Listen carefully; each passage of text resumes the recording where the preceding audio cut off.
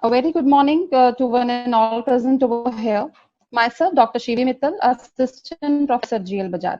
I'm very thankful to the management for providing me this opportunity to welcome you all on this live webinar on innovations in Indian financial market, organized by Department of Management Studies, GLBAJAJ Institute, Greater Noida. GLBAJAJ is one of the top educational institute in Delhi NCR region. It has consistently maintained an excellent recruitment records. Now, I would like to introduce our eminent speaker for today's session, Mr. Glenn Roger Carr. I welcome you, sir, on behalf of whole DMS family. You are founder and director of Finmark, Leaders in Financial Market Education, and has total of 20 years of rich experience in the area of advisory and portfolio management services to the resident and non-resident Indian investor. Before starting this insightful session, I would like to request all participants to mute their mics and put your video on off mode. Thank you. Now I am requesting Mr. Glenn to please take the session further. Thank you so much for your kind introduction. Thank you all for being here this morning. I know it's a Saturday and all of you are looking for a weekend off, especially after working from home the whole week. But welcome, and I hope you will find the session very interesting. What I'd like to do in this session is keep it as practical as possible, because the word innovation sometimes can be complicated. There are a number of innovations which have happened in our financial markets and system. Most of it for the good.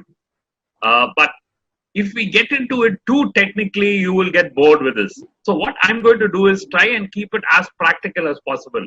Look at how innovation has helped investors. So my point of reference is how innovation happened, why it happened, and how it helps investors and how you can benefit. So we will look at it from that point of view. But before looking at innovation, I just want to draw your attention to the current situation which we are in, because we shouldn't forget the situation we are in before we rush in to invest. So let me just break this program up into two sessions. The first session, I want to look at the current recession which we are going through and how long and how severe it could be. And in the second section, we will look at innovative financial products which have graced the Indian markets and how they can benefit you. So we'll just break it up into two, and post this, we will take questions from you. Either you can, at that point of time when we finish, unmute and ask questions, or put it up on the chat, and I'm happy to take your questions. So this is what we'll do. We will split it up into two sessions. We hope you find it practical. I will share a screen with you, and we will take it from there. Again, thank you, GLBAJAJ, for organizing this session. Thank you so much. Just give me one. I hope you can see my screen. Yeah. So the first question which generally people are asking us today is, how severe is our recession? How long is our recession going to last? How severe our recession is? And therefore, what I want to start by doing is by comparing the current recession with a previous recession which happened many years ago, about 100 years ago. That was the Great Depression which happened in 1929 in the USA. Now, why are we comparing the current COVID recession with the Great Depression is simply for the fact of the matter that the Great Depression, like the COVID recession, affected all industries. There are other recessions which happened. Those who are a little older will remember the year 2001, we had the dot-com bubble, where internet companies at that point of time went bust. And in India, we saw Satyam Computers, one of our great IT companies, supposedly to be at that point of time collapsing. That was 2001. We had a recession there, a mini recession. But that was centered around the IT industry, the internet-based companies. In 2008, we had another recession, a little more severe. That was because of the Lehman Brothers crash in the USA. Lehman Brothers, the largest investment banker in the world, collapsed in the USA, and with that brought down the banking and financial system virtually all over the world. Banks like Citibank and Goldman Sachs had to be bailed out, otherwise they would have collapsed. Banks like Credit Suisse had to be bailed out, they would have collapsed. So the entire financial system was rocked in 2008. But even there, we have to remember that recession was centered around the banking and financial services.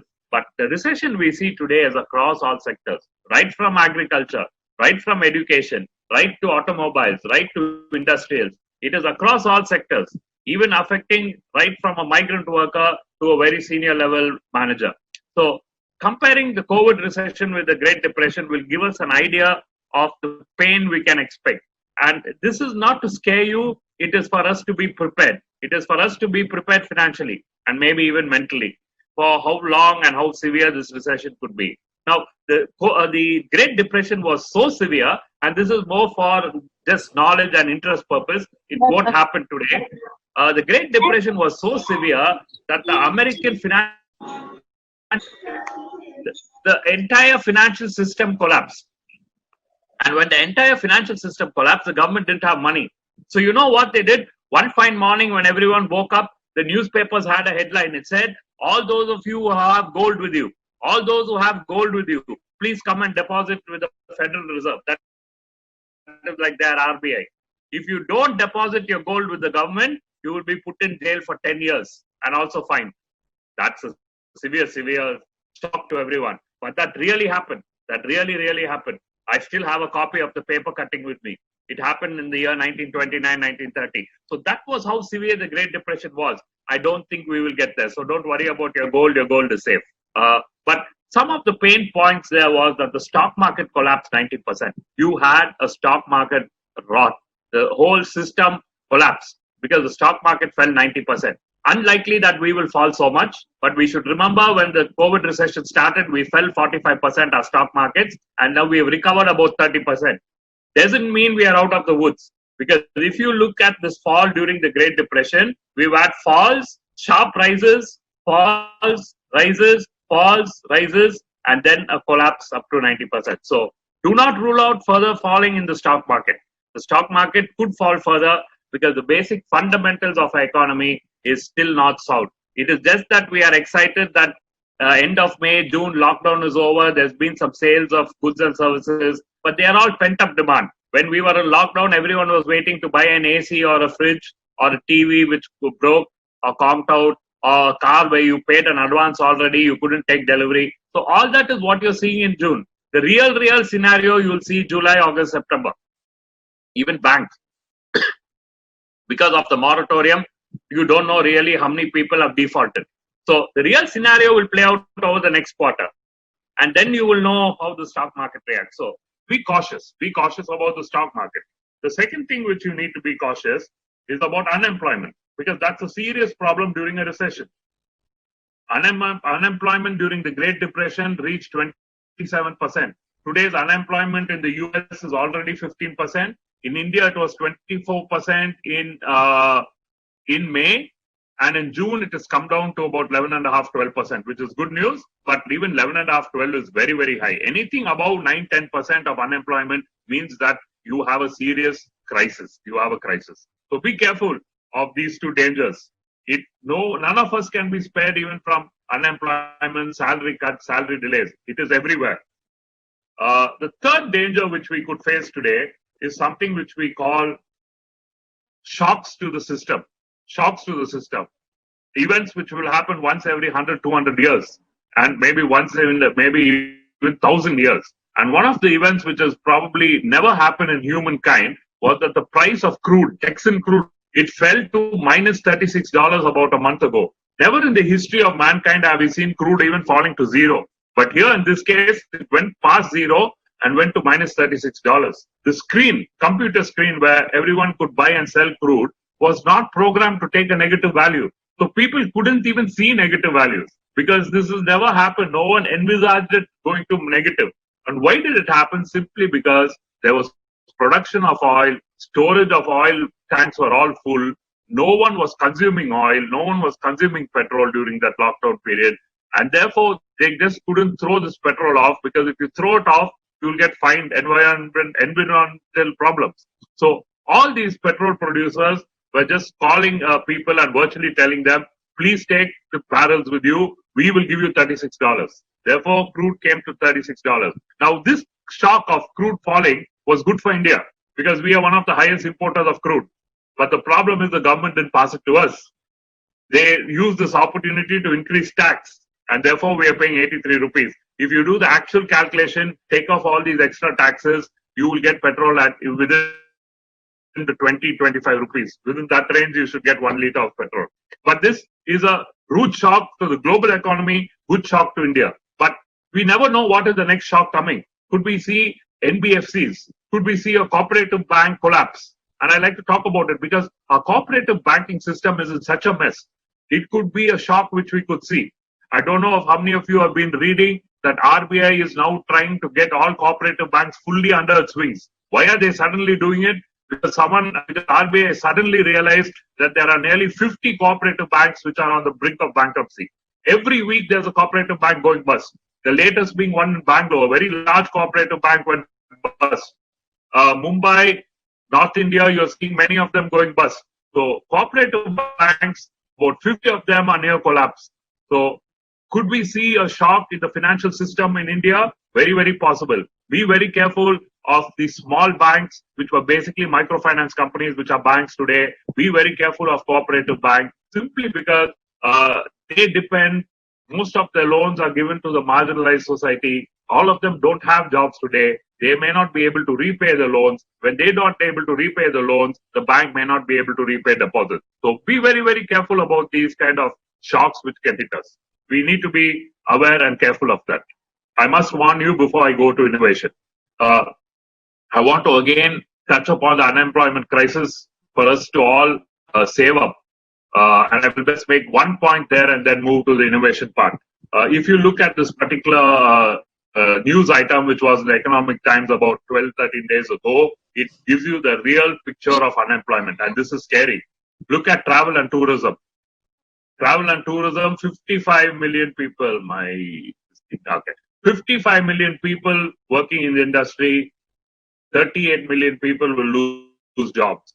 Look at automobiles, 5 million people working, 3 million will lose jobs. Not good news for you as I come down. Education, 18 million people working, 4.5 million will lose jobs. So where's the good news? The good news is for banking, finance, commerce, MBA students. Banking and finance is still recruiting.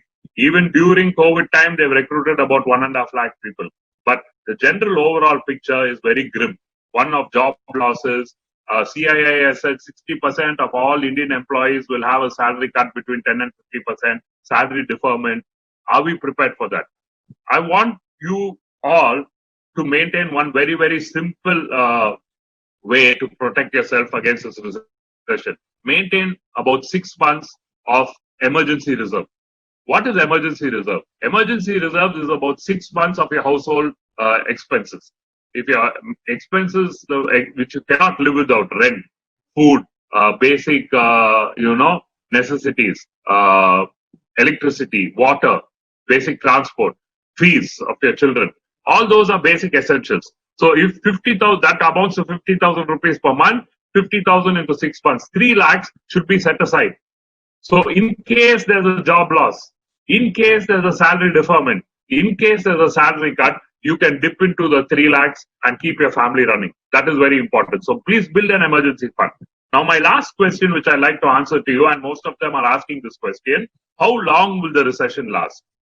Now, there are people who are over-optimistic, people who are over-pessimistic. People who are over-optimistic saying the economy will pick up by August, September. Impossible. Just like some news yesterday saying that we will have a vaccine on August 15th. It is impossible to have a vaccine by August 15th. The best people in the world are saying that the earliest they can have it is in December. So I don't know how this is going to work out. But anyway, there are a lot of interpretations about that. The same way people say economy will recover quickly. But if you look at the charts, any recession in the last 100 years, the recovery happens when this graph goes above zero. And if you look at it, it has taken nothing less than 36 to 48 months, 3 to 4 years for you to fully come out of the recession. But the starting point of coming out of a recession, if you see the light blue line, which is the Great Depression, it fell for 18 months, then recovered, then fell, and then recovered. It was a W-shaped recovery. And a lot of people say that we will have a W-shaped recovery today. So the earliest recovery we can see is 18 months. That is 18 months from February when the virus really started. So we are talking about nearly August, September next year. that is when I think you can see the first sign of recovery of our economy. So 18 months to about 3 to 4 years, we need to be prepared. If we recover in 18 months, great. If we take 3 to 4 years, we should be prepared. So please ensure that we are prepared and we are not shocked when the delay takes some time to happen. Now let me go to the innovation part. Now, over a period of time, the Indian markets, the financial system in India has completely changed. What we considered safe is no more safe. What we considered risky is actually become safe. Let me give you an example. From the year 1997 till the year 2020, we haven't seen a single default on the stock market. We haven't seen a single default on the capital market. But between the year 1997 and 2020, we have seen at least 20 plus banks collapsing. And we say the banking system is safe. Putting our money in the banks is safe. Two large banks, India's number 3 private sector bank collapsed in 2001. Do you know that? Number 3 bank in India, number 3 in terms of a private sector bank, Global Trust Bank, collapsed in 2001. Recently, we saw the 5th largest private sector bank in India, Yes Bank, collapse. So we have seen collapses. We have seen collapses. Luckily, the Yes Bank collapse was before the coronavirus. If it was after the coronavirus, RBI, now would any state bank or ICICI bank or HDFC bank give them any money to, pull them out of the woods? None of them would have helped. It was before the COVID, therefore, people jumped in and helped them, and therefore the bank survived. The bank is still in hospital. It has come out of ICU, but it's still in hospital. It is not out of the woods. So what I'm trying to tell you is that the banking system, which we thought we are safe, is a little shaky. The other systems where we ignored investing, thinking it is risky, it is gambling, that is where today people are going to, because that is where you're getting better returns. That is where you're actually getting safety. That is where you're getting innovation. There's no innovation in the banking system. It's the same, take a deposit, give a loan. But look at the innovation in the financial markets. And I like to draw you to 2 kinds of innovations in the financial markets. One is basically that most of the financial products today are available electronically. And let's look at the benefits of it being available electronically. Let's first look at the gold ETF, the gold exchange traded fund. The gold exchange traded fund offers you and me a chance to invest in gold electronically. Now, the beauty of electronic gold is simply this. You don't have to buy physical gold. You don't have to store it somewhere. You don't have to find a locker and store it safely and not earn anything on it, and in fact pay for the locker. We don't have to run to our cupboards every 3 days, 4 days to check whether anyone has stolen our gold. And the gold ETF is very liquid in the sense that when you buy it, even after 1 week, 2 weeks, if it goes up, you can sell it. In physical gold, when you buy it, one is that as ladies, great attachment to gold. If you buy gold, you don't want to sell it because you think that you'll miss wearing it. You get attached to it and you don't want to sell it, right? Generally, in the stock market, in the investment field, people say that the 2 worst investors are doctors and ladies. Doctors because they don't have time, ladies because they get too attached to the investments. So don't get attached to your gold. So when you buy electronic gold, you're not going to get attached. And also the great thing about electronic gold is when you sell, there is no making charges, wasted charges deducted. In physical gold, when you go and sell, you lose about 7 to 8% just on making charges, wasted charges getting knocked off. So electronic gold is in form of an ETF, exchange traded fund. An exchange traded fund is a combination of a share and a mutual fund. How does it work? It works just like a mutual fund, but it is available like a share on the stock market. And the most popular ETF available today is something called Nippon Gold Bees. It is run by the company called Nippon. It was earlier run by Reliance, Anil Ambani's company. But when he went nearly bankrupt, or he's already in bankruptcy, Nippon, the Japanese entity, took over. They are a good, strong entity. They've taken over this company, and it is today called Nippon Gold Bees. Now, the beauty about Gold Bees is that you can buy 1 unit of this Gold Bees, and 1 unit of this Gold Bees is equal to 0.01 grams. 0.01 grams. So what does it mean? It means that with 43 rupees in my hand, I can go and buy 1 unit of this gold ETF. I don't have to buy even 1 gram of gold spending 4,800, 4,700. Gold price on the electronic market is cheaper. Gold price in the jewelry market is about 4,600. So even 0.01 gram there will be 46 odd rupees. But here it is 43 rupees.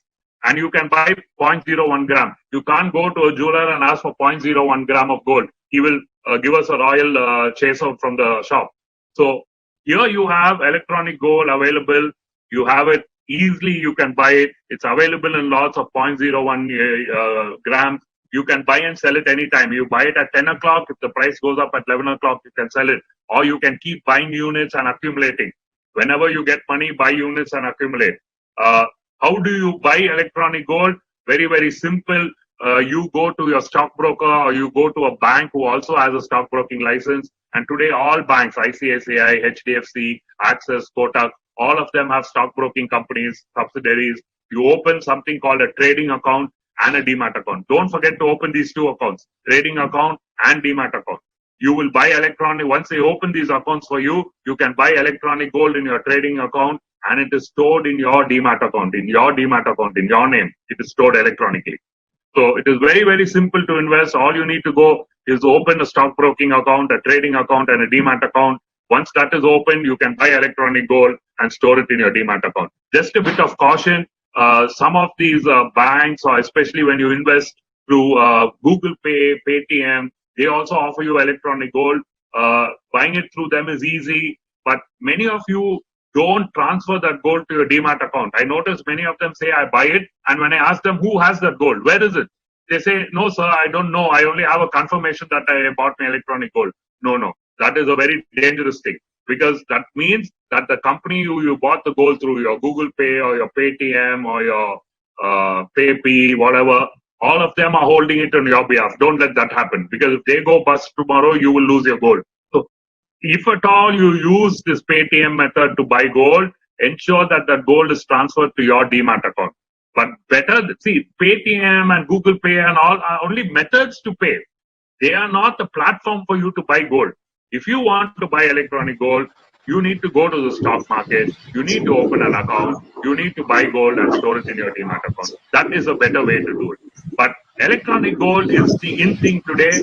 Electronic gold, 11,000 crores of gold has been invested. 11,000 crores have been invested into electronic gold this financial year alone. I mean, no, this calendar year. From January till April, 11,000 crores have invested in electronic gold. Much, much more than physical gold. And for the first time in the history of India, electronic gold investment is higher than physical gold. So people are slowly getting used to it. They seem to like it. They like the product, and more people are investing in electronic gold. By the way, electronic gold over the last 1 year has given us a 41.2% interest. 41.2% returns, not interest, returns. So that is the gold ETF, the first innovation which I want to talk about, because gold is the in thing today. Please remember, gold is a commodity on an asset class which will go up when everything else is going down. In a recession, share prices will go down, interest rate will go down, property prices will go down, but gold will go up.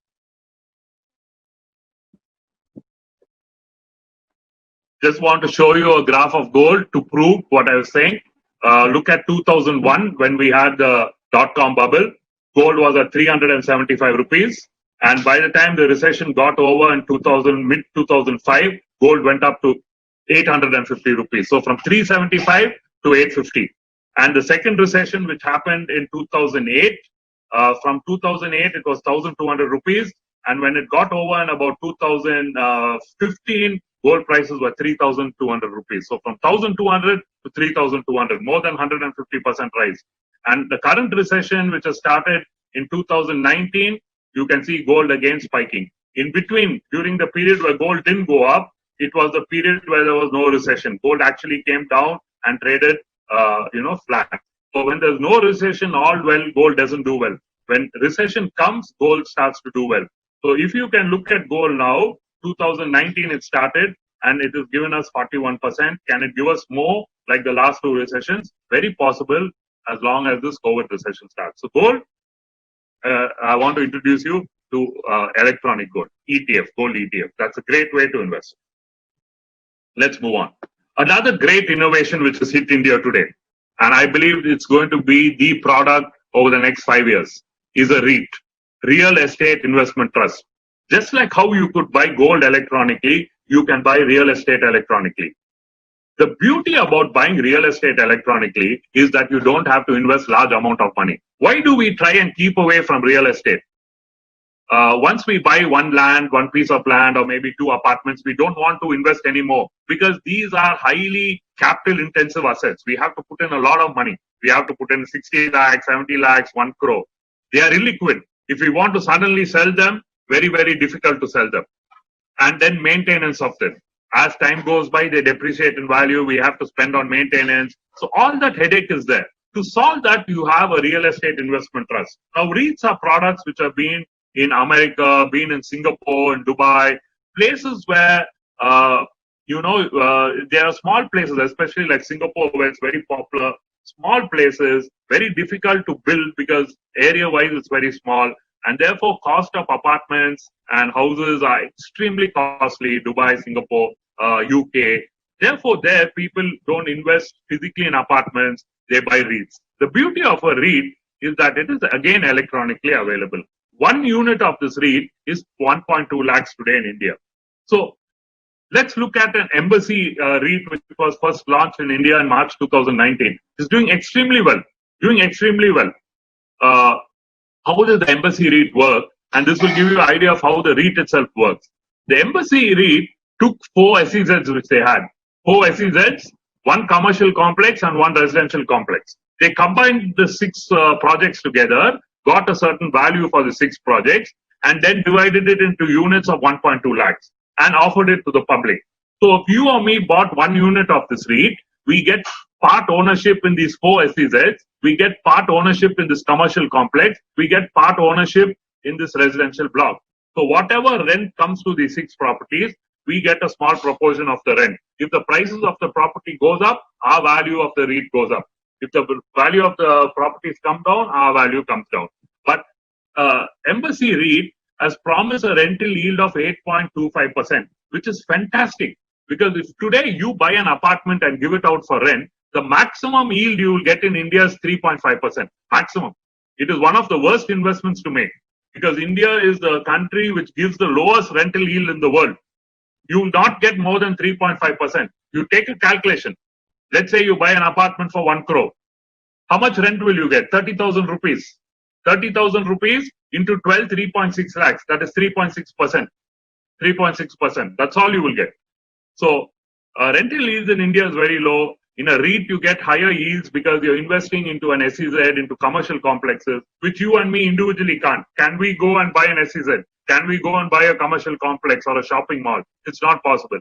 But through a REIT, it is possible for us to get access to these kind of investments. So REITs are very, very popular. Embassy is the first REIT which has come to India. GLBAJAJ is in the process of bringing out a REIT. They were supposed to bring it out in April, but because of the COVID-19 situation, it is delayed. But I think in the next 4 to 5 years, REITs will flood the Indian market. And you and me, instead of going and investing in physical assets, apartments, and breaking our head over maintenance, liquidity, registration, all that headache, going and buying a REIT, just like a share on the stock market, becomes so much easier. Again, a REIT is traded on the stock market. It is just like a share. It is just like an ETF. And you can go ahead and buy any amount of units of REIT. 1 unit is equal to 1.2 lakhs. So if you have 2.4 lakhs, you can buy 2 units, 3.6 lakhs, 3 units, and so on and so forth. Liquidity is a big, big plus. If you buy an apartment, you want to sell it suddenly for some emergency, you cannot sell it. But here on a REIT, you can buy it today and even next week you can sell it. So liquidity is a big, big plus. It is listed on the stock exchange and all assets are maintained electronically. It is properly regulated by SEBI. Therefore, no one can cheat you saying these assets are there and it won't be there. So REITs are the next big innovation which has already hit India and it's going to become more and more popular. So look at investing in REITs. You already have the embassy REIT. Don't invest now in an embassy REIT simply because in a recession, people vacate offices. A lot of them are vacating. So rentals will come down and therefore your rental yield also may come down and the price may come down. Wait for things to normalize and then get into a REIT. It is a great place to invest.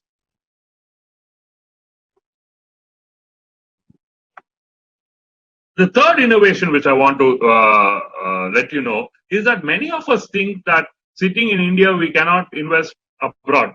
You can invest today easily abroad, again through the exchange traded fund route. The exchange traded fund is actually a cross-border investment type. You can invest in different countries.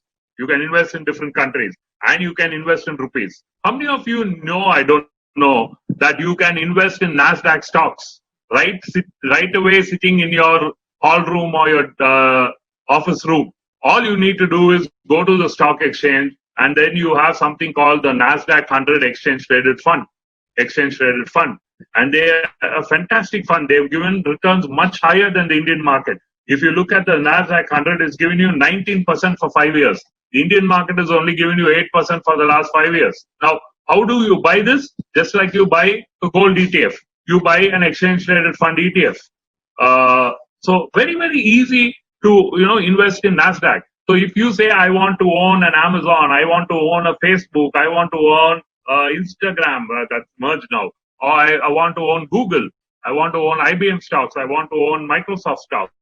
Well, all you need to do is go and invest into the Nasdaq 100 exchange traded fund, and you actually indirectly own all these stocks. So if they rise, your value rises. So sitting in India, investing in rupees, you can buy an exchange traded fund. Earlier, if you want to invest in American stocks, you have to get RBI permission. You have to go and open an account with an international broker or an American broker. You have to transfer your rupees, convert it to dollars and transfer it. And RBI gives a limit every year. But with this exchange traded fund, you invest in rupees, you sit in India and invest, you get your returns in rupees, and everything is taken care by the exchange traded fund.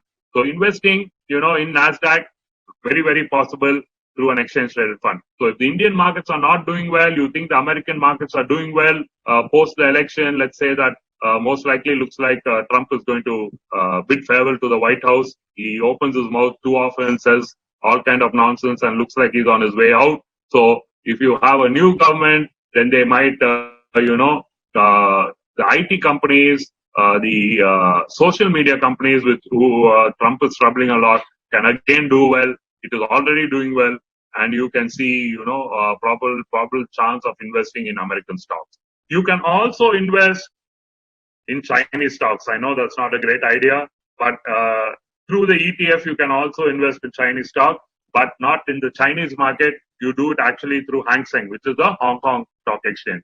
But the major Chinese companies like Tencent and Alibaba are available on the Hong Kong Stock Exchange. So if you want to invest in some of the best of the Asian stocks, they are all available on the Hong Kong Stock Exchange. And you can again use the ETF to go and invest into these companies. So the ETF route is a very, very strong route for you to invest into shares. Gold ETFs, we look at REITs. So gold ETF is for commodities, REITs is for real estate, foreign stock exchange ETFs are for you to invest in shares of foreign companies. Now, I don't know how many of you know that the government schemes are also there. You have the sovereign gold bond, which was started in 2015, become very, very popular today. It has an 8-year term.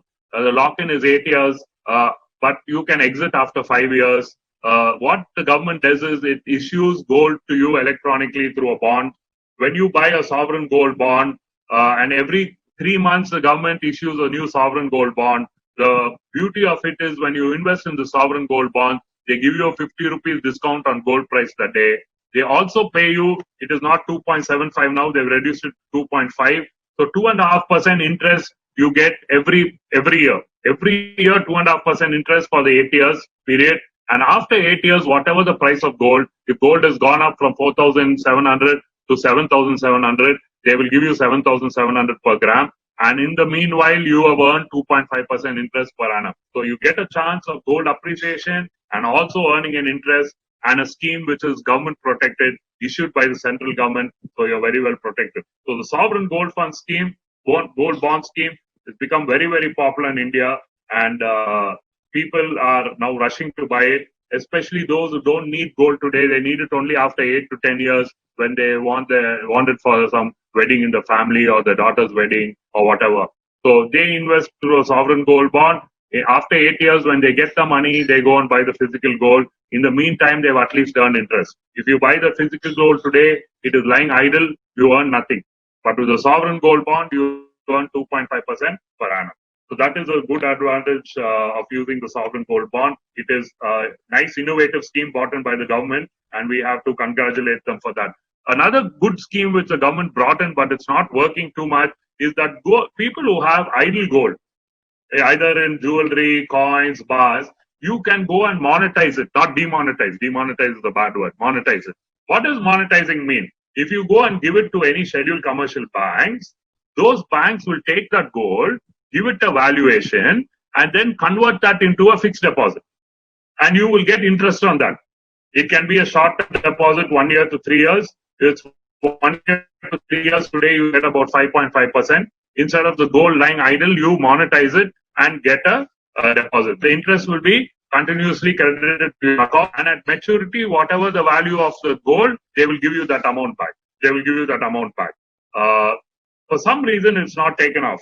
Now, if you look at this, the second point, medium-term bank deposits, 5 to 7 years, and long-term bank deposits will be accepted by the designated bank on behalf of the central government. So the short-term deposits, there is a small risk because it depends on the bank. If the bank collapses, your money is not safe, except for, today up to 5 lakhs, any deposits, you get an insurance. Anything more than that, you're in trouble. But the medium term, that is 5 years, and the long term, which is 12 years, they are accepted as a central government liability. So the central government will protect this gold and give you an interest of 2.5% per annum. And also, on completion of the term period, if you see the first point on top, the gold and the accumulated interest will be repaid either in rupees or as gold, or they will give it to you back as gold, as you choose when you deposit the amount. So gold monetization scheme, very good for those who have a lot of gold lying just waste in your locker. You can monetize it, earn some interest on it, and basically take the midterm or the long term, 5 years or 12 years. And then after that period, the government not only gives you interest, it also gives you back the gold either in cash form or in gold form. So this is a great option for you to look at. But please remember, if you give jewelries, you won't get jewelry back. You will get only gold bars or gold coins back. So don't say, oh, my design is gone, all that. But it's a very good scheme for those who have gold and holding it idle. So these are the two innovations brought in by the government. The other innovations are brought in privately in the financial system. Just want to share with you 1 or 2 more innovations, and then I just talk to you about a few things, and we will finish. Bonds. All the others were basically risky investments. Here you have a safe investment. Investing in debentures and bonds of companies. Now, investing in debentures and bonds of companies can be risky, can be painful. Why do I say risky? Because, see, we think that any instrument which gives us fixed return is safe. Not so. Actually, shares are sometimes more safer than bonds. Shares are more safer than bonds.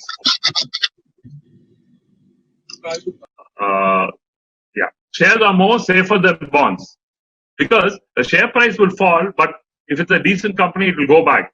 In a bond, if you invest in a particular company's bond, if that company fails, you're not going to get any money, mostly.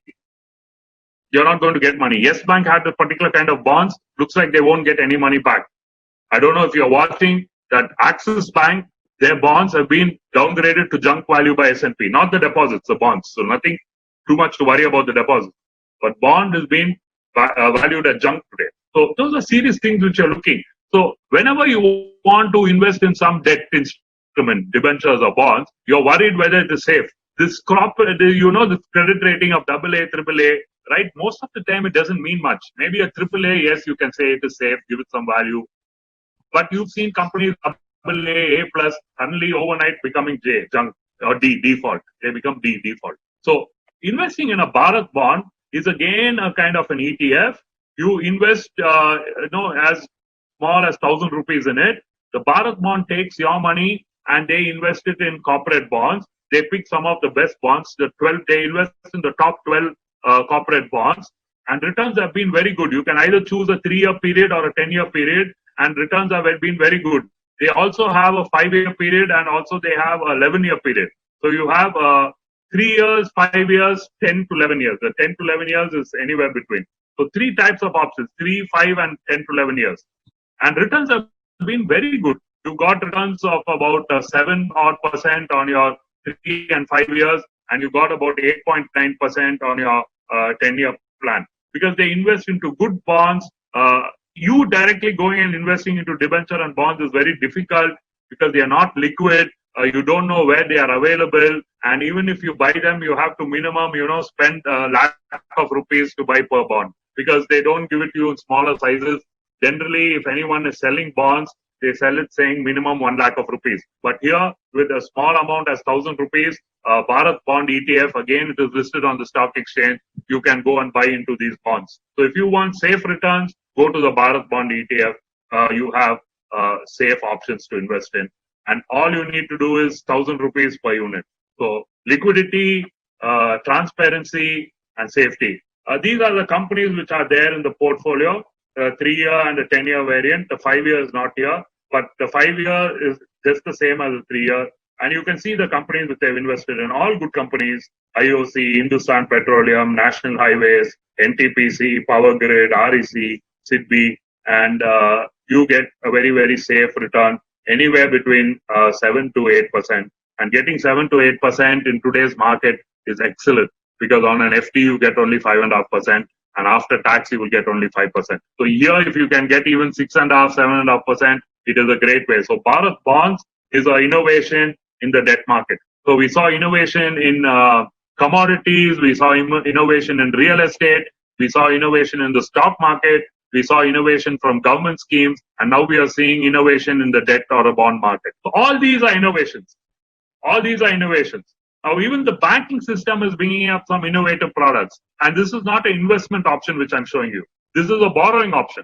Now, a lot of us suddenly need emergencies. When we need emergency, what we do, we swipe our credit card because that is the quickest. You're not going to get a loan very easily. It takes time.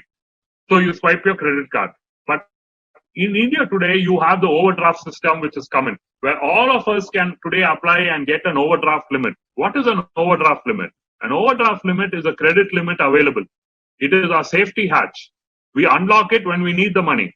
And only when we use the money do we get charged interest. So today, all banks are offering you overdraft on your FD. If you have an FD, look at State Bank, 90% of the value of the FD they are offering you as an overdraft. So if you have 10 lakhs, they're giving you 9 lakhs as an overdraft. And how much are they charging you? FD rate plus 1. So if you're getting 6% on your FD return, only 1% more you have to pay. So you're basically getting an overdraft for 1%. And they charge you that only when you use it. Now, if you say, sir, I don't have an FD, I cannot take an overdraft on that, NBFCs, Bajaj Finserv, Clicks Capital, Lending Card, most of these private sector NBFCs are offering you overdraft based on your salaries. So if you are a regular salaried employee, based on your salary, they create an overdraft and they give it to you. All you need to do is pay about 1,000, 1,500 rupees as an application fee, and you have an overdraft of 3 lakhs, 5 lakhs, 10 lakhs. So when you have that, you know in your mind that whenever I need something for an emergency, I can go and take my overdraft. And all I get charged today is about 12.5% for my overdraft. I don't pay 40% on my credit card. I get 12.5%, 13%. I can use my overdraft. So an overdraft is a safety hatch. It is there for you. Any emergency, go and use it. And you get charged only when you use it. And interest rates are today about 12.5%. So overdraft is a nice innovation which has come into India. Overdrafts have been there earlier, but overdrafts were only given to corporates, large institutions. Today it's available for every individual. You can take and keep it. You don't have to use it. Only emergency purposes you use it, and only for that period do you pay interest. So this is another innovation which has come into the banking sector. There are a number of other technical innovations which have come in. For example, in the stock market, there's something called algorithm trading, where the computer does the trading for you. You don't do the trading. It works excellently well for some time, but during market volatility, when the market really zooms up or down, algorithm trading has failed so far. It has made huge losses. Algorithm trading, then in IPO market, you have something called ASBA, application supported by block amount, where the money, when you apply for an IPO earlier, you have to pay the entire money. It goes to the company. And if you don't get any allotment, it takes 1 or 2 weeks for the money to come back. But in earlier times, it used to take 2 months also. But now what happens is through an ASBA, application supported by block amount, ASBA, application supported by blocked amount. The money doesn't leave your bank account. If you apply for 2 lakhs for an IPO, the 2 lakhs is only blocked in your bank account. And out of 2 lakhs, if you get only 50,000 allotment, the 50,000 is paid to the company and the remaining 1.5 lakhs is released back into your account. So this 2 lakhs in your account is blocked only for 4 or 5 days. And then the remaining is released into your account again. So all these innovations have made financial markets in India very interesting. By breaking down the unit, it is available even to the common man today. It has also made it much safer because every innovation is being supported by regulation. Innovation without regulation kills you. For example, let's look at a cryptocurrency. Let's look at a Bitcoin. A Bitcoin is a great innovation, but there's no regulation. It is not illegal. In India today, it is not illegal. The court somehow said it's not illegal. But who regulates it? Who controls it? Right? I typically tell the story of a guy who created a cryptocurrency in the US. He created this cryptocurrency which became very, very famous, nearly like a Bitcoin. The value went from virtually $0 to $1,000+. And he was only 23 years. He got married in his excitement, had a small kid. And at 23 years, he was a billionaire, many times over. Then what he did was, he had a good heart. He said, I have so much money, what to do with it? So he came to India to set up orphanages. He came to a place in Tamil Nadu, Trichy, not far from Chennai. He ate something and he died of food poisoning, which was tragic by itself. But you know what was even more tragic? The cryptocurrencies which he stored in a server, no one had a password. He hadn't written it anywhere. He hadn't given it to his wife. He hadn't given it to his directors, fellow employees, his IT people. No one knew the password. Therefore, the value of cryptocurrencies which other people held, they became zero because there was no fresh supply of cryptocurrencies and it was all stored in his server. So the loss was $145 million. $145 of loss for the existing cryptocurrency holders. So cryptocurrency, example of innovation, but no regulation. Tomorrow, China is talking about the first regulated cryptocurrency, the yuan digital. Once China launches it, US will launch it, India will launch it, all will launch it. Then cryptocurrency is a great innovative financial product for you and me to invest. At the moment, it is innovative, but not regulated. For a product to be successful, to be safe for you and me to invest, they not only have to be innovative, they also have to be regulated. Having said that, I think I have said all what I have to say about innovation. Today, actually, if you want to ask me which is the safest schemes to invest, they are all actually non-innovative products. They are all old schemes which governments have brought in. The highest fixed rate interest which you can get today is from a Sukanya Samriddhi scheme, 7.6%. It is basically for a girl child below 10 years of age. You get 7.6%. Those who don't have girl children below 10 years of age, the senior citizen savings scheme, second highest interest rate in our country, protected by the central government, 7.4%. Lock-in is 5 years, minimum is 1,000, maximum 15 lakhs. Interest is reset every quarter. So tomorrow if interest rate goes up, you're not stuck with 7.4. Even here the interest rate will go up. Very easy to invest through PSU banks, post offices. Minimum age of investment 60 years. If you've taken a VRS 55 years, why am I telling you all you're not 60? Most of you are not even 55. All of us have parents. All of us have grandparents. We can invest in their name. The only thing which we need to do is make yourself a nominee. Because if anything untoward happens, it doesn't go to the family, it goes to you. And please look at it. When you and I invest, we get 5.5% on an FD. After tax deduction, 5%. Here you get 7.4%. A clean 2.4% more. So make use of this opportunity. I'm sure you can trust your parents and grandparents or whoever. Invest it in their name and you will get good returns. So these are the high return products today. They're not necessarily innovative, but they give you the best return in a recession time. So post office monthly income scheme 6.9%, senior citizen 7.4%, Sukanya Samriddhi 7.6%, Provident Fund 7.1%, but lock-in of 15 years. Post office FDs give you returns at least 0.3, 0.4% more than banks. So my advice to you today, if you want to invest, look at ETFs, look at the gold ETF, look at a REIT after some time. If you want to save returns protected by the central government and senior citizen savings scheme, if you have a girl child below 10, Sukanya Samriddhi, post office schemes give you better returns. So go to a bank to borrow, go to a post office to invest. That is my advice to you today. Hope you found the session practically useful. I have not taken too long, I hope.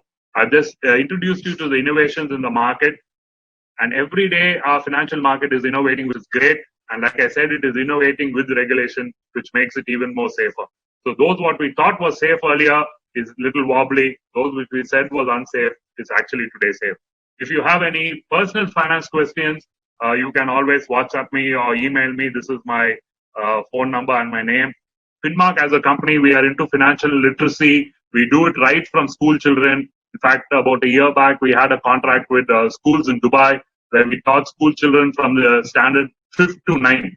We taught them about financial literacy completely through games, all through games and adventurous kind of games. We taught them about the concepts of finance. We do it for colleges. We are tied up with the NSC. We do training for programs for NISM, National Institute of Securities Management. We do it for the London Stock Exchange through a CASI program. So we do it for college students. We do some investor-based programs for NSE, for SEBI. We do it for a large number of foreign banks, right from Bank of India, Bank of America, Wells Fargo, BNP Paribas, and so we are happy to do this training to a lot of people. It is we enjoy doing it, and it is a blessing for us. And we hope people also benefit from this, and India becomes a more financial literate company, because India as a country is very, very financially illiterate. At one point, we were even more financially illiterate than Pakistan. Today, we are a little better, but even countries like Bangladesh are a little higher than us in terms of financial literacy. So, wish you all the best. Make use of these innovations which come in the market. Invest wisely, invest safely during COVID times. And as Warren Buffett says, be fearful when others are greedy. Be greedy when others are fearful. Today, most of the people are trying to be greedy and get slightly higher rates. Be very careful. Don't go and try to get higher rates and get cheated and defaulted. Be realistic. Be frightened today. Warren Buffett, the greatest investor in the world, says he's scared today. He's not investing anywhere where it's risky, and he's just holding on to money. So all the best. Hope we come through these COVID times and make best use of the investment opportunities which our financial market gives us. Thank you very much.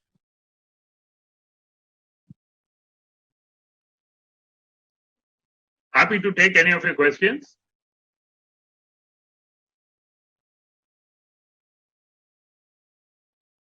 If you have any questions, you can post it on chat, or you can unmute and ask me. I am okay with either thing.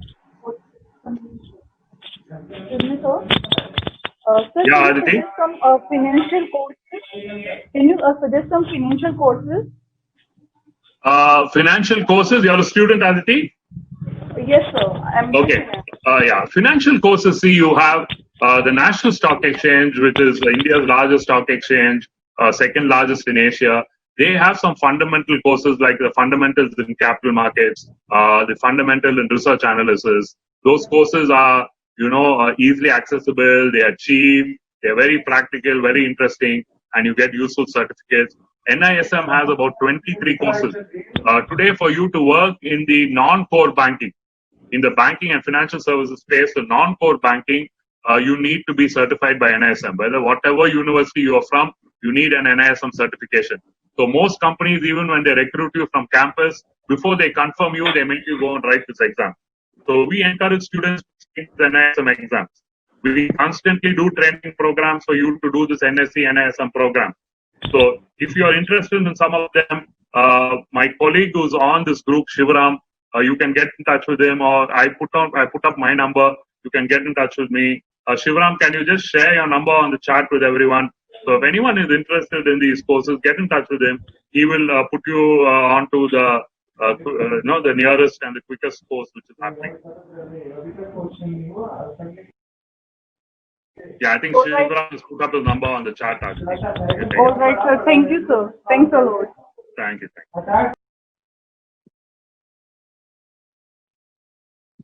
Yeah, thank you, Priyanka. Thank you, Sai, Sudhir. Thank you, Vipin. Thank you for all who said it's a good session. Vaishali, thank you. Vineet, thank you. Any questions, please feel free to ask. It doesn't have to be regarding innovation. It can be regarding, where should I invest today in these kind of periods? If you made some investments earlier and you're struggling with it, where should I do it? just one bit of advice to you.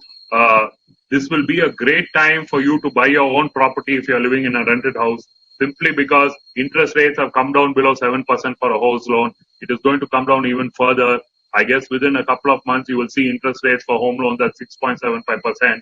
And property prices will also fall 10 to 20% because the government is warning real estate companies to reduce prices. They've told them, please reduce prices and sell it. Because if you don't sell, you're defaulting the banks. And when you default the banks, government has to give capital. So please quickly reduce your price to cost and sell it. If you don't do it within the next 3-4 months, we will put penalties on you. So very soon you're going to see real estate prices falling 10 to 20%. Your interest rates about 6.75, 6.8 is already 6.95. The combination of these two happen only once every 33, 34 years. So it is a good opportunity for you to move from a rented premises to own premises, take a house loan, home loan, and buy your own premises. The home loan amount which you pay every month will be only equal to your rent. And you also get tax benefits when you pay interest on your home loans. So that's one advice which I want to leave with you. Hello, good afternoon, sir. Sir, I have a question. Yeah, myself, Priyanka Chauhan. I'm assistant professor in GLBAJAJ. Yeah. So my question is, like, as this scenario is going on, so it is safe to invest at present in present scenario in gold. Is it safe to invest? And what is the absolutely. procedure? Because, like I showed you, if you look at history, whenever there's been a recession, gold has given you about 100% return, 80 to 100% return. Today, we have only about 40% return from gold. So as long as the longer the recession continues, gold will be a safer investment to gold. But go for electronic gold, because physical gold, if you get 10% return from physical gold or 15% return, 7 or 8% will go for just making charges, wasted charges, reduction of value of gold when you go and sell physical gold. But electronic gold, if you get 15%, 15% is yours. So electronic gold is a good time to invest in a recessionary market.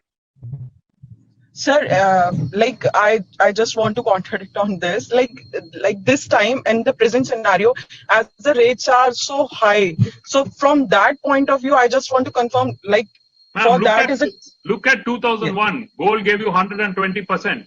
Look at 2008 to 2012. Gold gave you 160% return. Today we have a return only of 41%. So can gold go up further, 20%? Very, very possible. And the good thing about gold is even when it falls, it doesn't fall steeply. So investment into electronic gold is safer. It can give you good return. Even if it doesn't give you great return, it will give you a return at least double digit. Okay, sir. Okay. Thank you so much.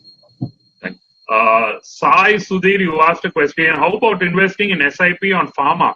See, the problem with pharma, Sai, it has gone up quite a lot. It can go up a little further, but an SIP investment is an investment where you make fixed amount of money, you invest fixed amount of small amounts of money every month. That is beneficial over a long period of time.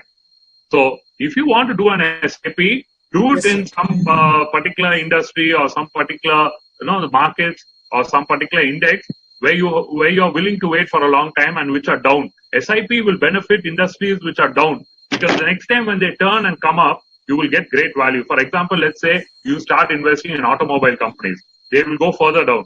But as they go further down, your cost of purchase also keeps coming down. So your average cost comes down. After 3, 4, 5 years, 100% automobiles will improve. When they improve and go up, the entire amount is your profit.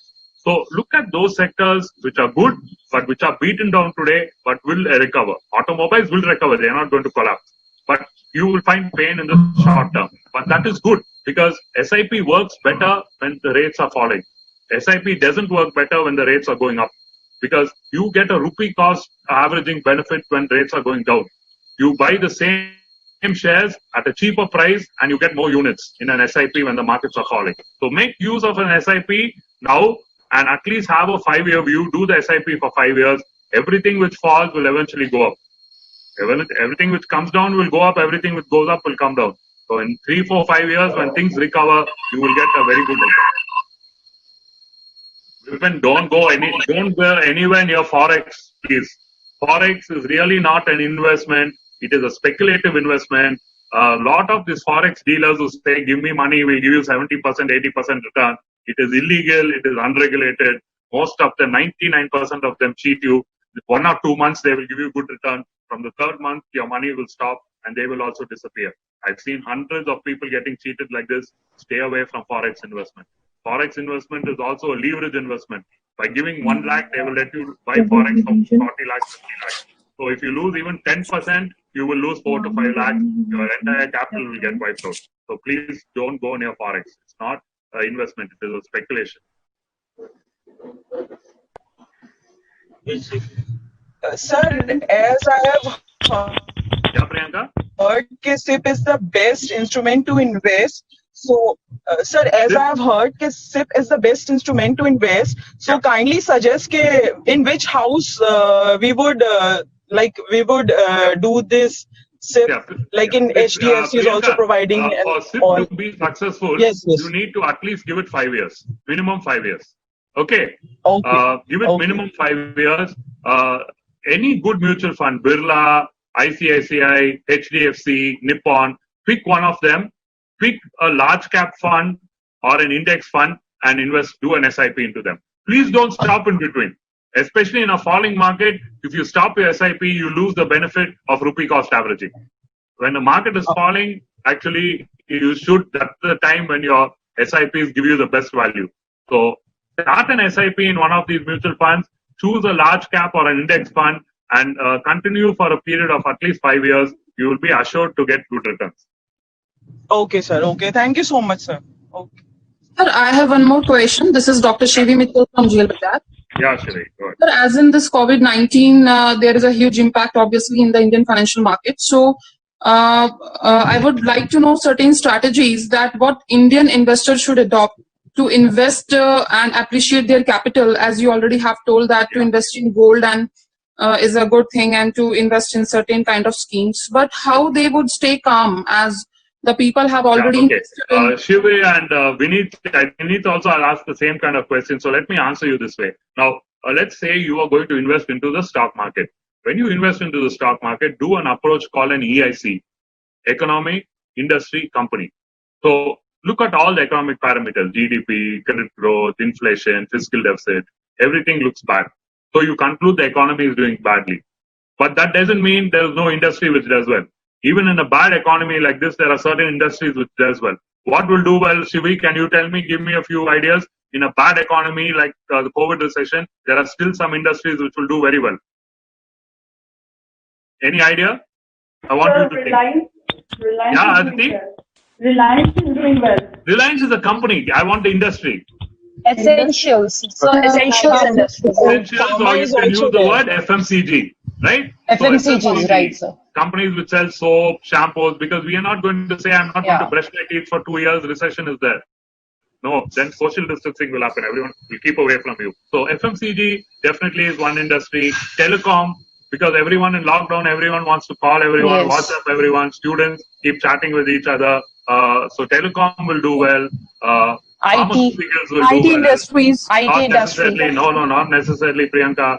IT doesn't do well in a recession because in a recession, the first time of spending which people stop is on technology. Companies stop on technology. Even this morning, if you saw the news, Cognizant has, told so many thousands of people to leave. In fact, there's a protest going on there in the Cognizant offices because many thousands have been asked to leave. So IT not necessarily, they won't do badly, but they won't do well. Pharmaceuticals will do very well. Hospitals will do very well.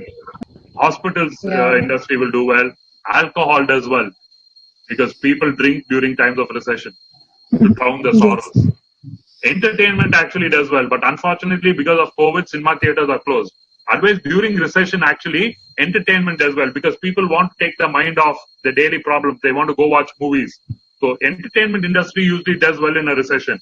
But this recession, that doesn't apply because they're closed. So if you want today to invest, the best places to invest, telecom, FMCG, telecom, Reliance, Bharati Airtel. Bharati Airtel is more value because Reliance has gone up. ITC in among FMCG companies. Pharma, you can look at AstraZeneca, Cipla. AstraZeneca looks like the first company in the world to be able to get a vaccine because the US FDA says they look like the quickest to get a vaccine. Cipla, producers of remdesivir, which is antiviral. So you can look at Cipla among hospitals, Apollo hospitals, IRCTC, Indian Railways, Catering and Ticket Corporation. They are a monopoly. Once they start running a little more, they will benefit tremendously. So look at individual stocks based on the industry, based on the economy. Do an EIC approach. You will then not make mistakes of choosing the wrong company to invest. So Indo-China is a serious problem. Let us not run away from that. At the moment, it is controlled. Actually, it is neither advantageous for India nor for China if this escalates. I think China is just trying to deflect attention because they are in a lot of problems. They have been accused of creating the COVID. Now they are trying to create the COVID. Now they are trying to create a vaccine and sell it to us. They gave us the disease. Now they're giving us the vaccine.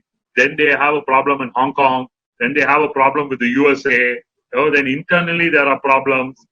So I think they're just trying to deflect attention. So at the moment it is more, more talking, more, posturing.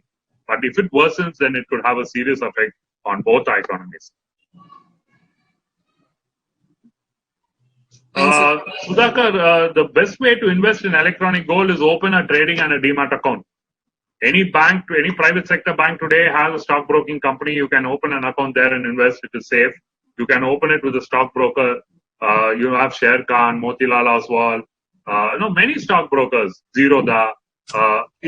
As long as the electronic gold is in your demat account, it is safe.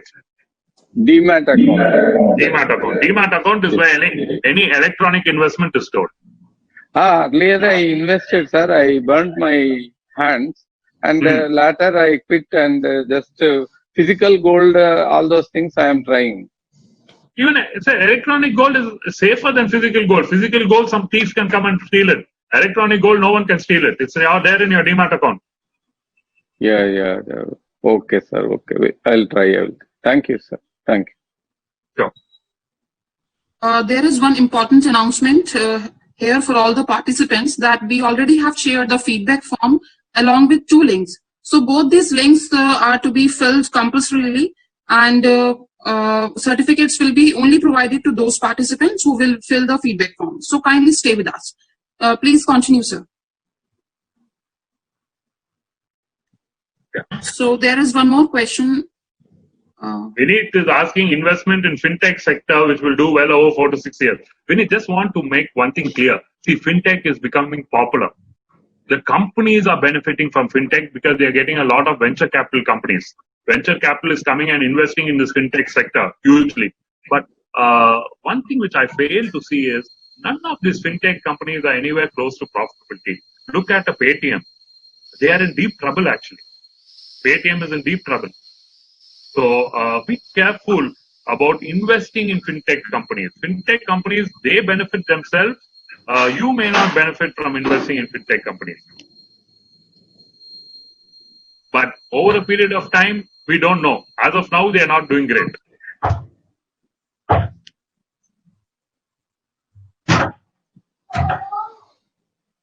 Any other questions? Last 1 or 2 questions and then we can end.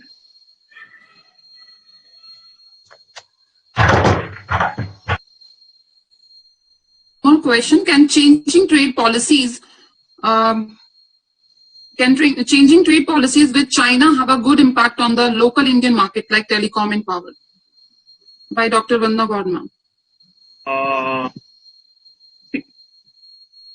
Trade policies with China has always been in favor of China. They offer technology, they offer electronics very cheap. By the time India is going to get the capacity to change this equation, it can't happen overnight. It will take you at least 2 to 3 years for it to happen. So in between, if we can normalize relationships, that is the best thing for both our countries. However, the focus on India should be internal consumption. India has a large population. 70% of our population is below 30 years. If the people in that age bracket have money in their hand, then they will be able to spend and our economy will grow. So I think the focus should be on empowering those people, ensuring there are lesser job losses, lesser salary cuts. The MSME, the medium and small scale industry needs to be saved. This loan which they gave is all, eyewash, giving you 20% of your outstanding amount. Why are they giving 20% of the outstanding amount? So you have enough of money to pay your GST. That's all. You cannot run the company with 20% of the outstanding amount given loan. So all these industries need to be saved. If they are saved, the economy will bounce back. But the problem is the government doesn't have money. So you have to, keep that also in mind. The government today just doesn't have the money to pump into the economy. Hopefully, with these taxes they are collecting on petrol and other things, they will get some funds in the near future and do something to get the economy moving. Thank you, sir, for this wonderful session and informative session as well. Now I would like to request our Honorable Dean, Ma'am, Department of Management Studies, GLBAJAJ, Dr. Deepa Gupta, Ma'am, to please give vote of thanks. Yes, this session is bang on. Mr. Glenn, we all were on a roller coaster ride from last 15 minutes with lucidly expressed informative session, and everybody enjoyed a lot. And we can see the chat box that is full of appreciation. They all are appreciating you a lot for the kind of information, new information, innovative information you have imparted with all of us. And on behalf of the GLBAJAJ fraternity, I would like to express my sincere thanks for sparing your valuable time with all of us. And these 60 minutes are not sufficient. I mean, you have a lot of wisdom to share with the people of India. And I would request you to kindly be with us in another workshop, at least for 2 to 3 hours or for a few days, so that we will be able to get what we should get. We should learn from your knowledge. And yesterday only I had a session with Mr. Shishkera, and when we were discussing about this pandemic and the anxiety that people are facing right now. And he was just mentioning the article which was published in New York Times, that at this pandemic time, 3 skills are very much important. 3 P's are very important. And the 3 skills are that the people skill, persuasion skill, and prioritizing skill. So the prioritizing our financial demands, prioritizing our finance in a well-prepared way is the key, is the mantra. But as you say that, innovation, but with regulation is very much important. So all these new innovations which are coming in front of all of us in the time of recession where millions of people, they are losing their jobs. Millions of people, they are not earning into their businesses. They are stressed. They are feeling anxiety. But I would say this is a downtime and time for the preparation. So this is the time for the preparation to prepare yourself for the future. And as Abraham Lincoln says, that if you will give 6 hours to me to to chop a tree, then I will spend at least 4 hours to sharpening my edge. So this is the right time when we can upskill ourselves, we can enhance our knowledge into all domains. Though we are from the finance background or not, but we should have enough knowledge to handle our finances so well. So thank you so much, Mr. Glenn Carr and your team of Finmark for spending your valuable time with all of us. And I would like to also thank the team of Department of Management Studies. I always feel proud on my team. They work sincerely very hard in this total pandemic time. From last 2-3 months, they have organized a series of webinars, very informative webinars, and your webinar is also a cherry on the cake, Mr. Glenn. And I especially would like to thank Dr. Vinny Stanger for taking this initiative to introduce you with all of us and to make our day so wonderful. Thank you all the participants for being so patient and being with us. And please stay tuned with us. We'll keep on giving a lot of informative sessions and FDPs, training programs, and capacity building programs in future also. Thank you. Thank you, everyone. Thank you. Thank you so much, Dr. Deepa. Very kind of you, and you very rightly put it in perspective. I want to thank also, I think, Vineet ma'am for coordinating this whole thing. So thank you so much. Enjoy the session. We hope you all benefited from this. And like you say, we will keep in touch. Yeah, sorry, Mr. Glenn. I request all the participants to kindly open their videos for a group photograph with Mr. Glenn.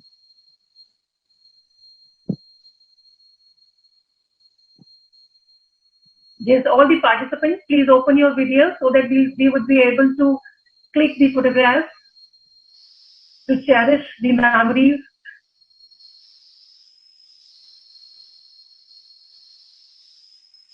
I think Dr. Gautam is active. Even I request all these students also to click these movements. Thank you. Thank you. Thanks so much.